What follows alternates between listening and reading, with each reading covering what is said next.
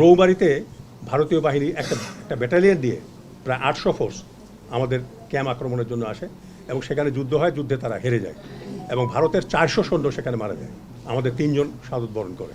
কাজে প্রত্যেকটা রাজনৈতিক সিদ্ধান্তের সঙ্গে বাংলাদেশের ভাগ্য জড়িত আছে। আমার সবচেয়ে প্রিয় ব্যক্তি জেনারেল জিয়া, তিনিও ভুল করেছেন। শেখ হাসিনা এইটার উপর ভিত্তি করে সারা বাংলাদেশের মানুষকে মুক্তিযোদ্ধা বানাতে চাই। প্রথম ভুল যেটা বঙ্গবন্ধু করলেন, আমি ধৃষ্টতার সঙ্গে বলছি, প্রথম ভুল উনি বললেন হাতিয়ার জমা দাও, মুক্তিযোদ্ধাদের বললো।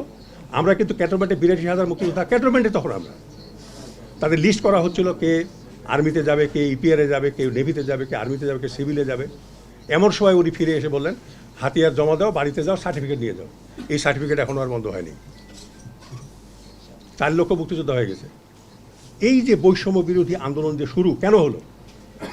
বিকজ শেখ হাসিনা এইটার উপর ভিত্তি করে সারা বাংলাদেশের মানুষকে মুক্তিযোদ্ধা বানাতে চাইছিল এবং তাদের সন্তানদেরকে চাকরিতে নিয়ে এসে একটা পারপিচুয়াল আওয়ামী রুল বাংলাদেশে কায়েম করার জন্য তিনি পরিকল্পনা গ্রহণ করছেন।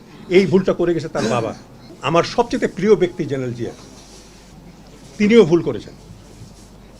তিনি প্রথম ভুল করলেন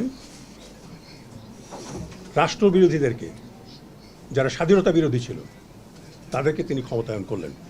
দ্বিতীয় তিনি যেটা করেছেন কৌশলগত ভুল। আজকে পুলিশ এত কেন এইরকম কেন, এর কারণ নিহিত আছে এখানে। উনি যে আর্মি অফিসারগুলো বাঙালি, বাংলাদেশের থেকে আমাদের বিরুদ্ধে যুদ্ধ করেছেন, তাদেরকে তিনি পুলিশে পাঠালেন পুলিশ পুনর্গঠনের জন্য।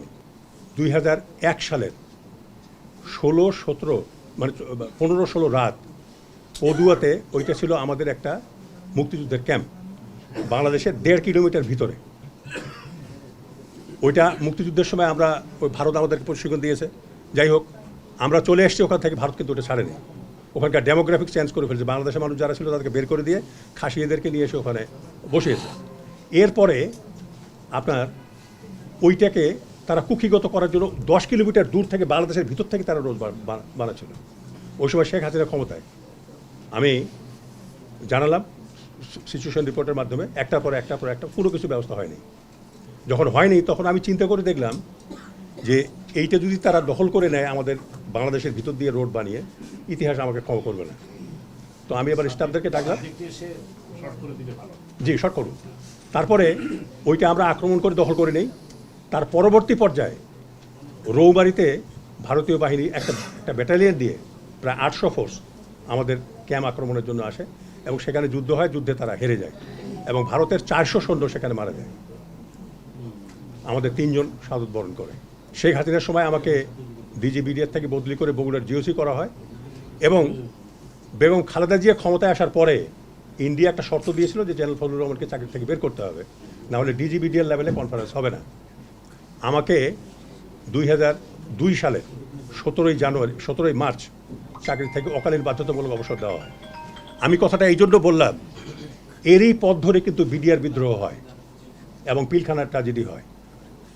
যদি ওই সময় আমাকে রেখে দেওয়া হতো আর্মিতে, তাহলে ইন্ডিয়া এটা করার জন্য সাহস পেত না। কাজে প্রত্যেকটা রাজনৈতিক সিদ্ধান্তের সঙ্গে বাংলাদেশের ভাগ্য জড়িত আছে।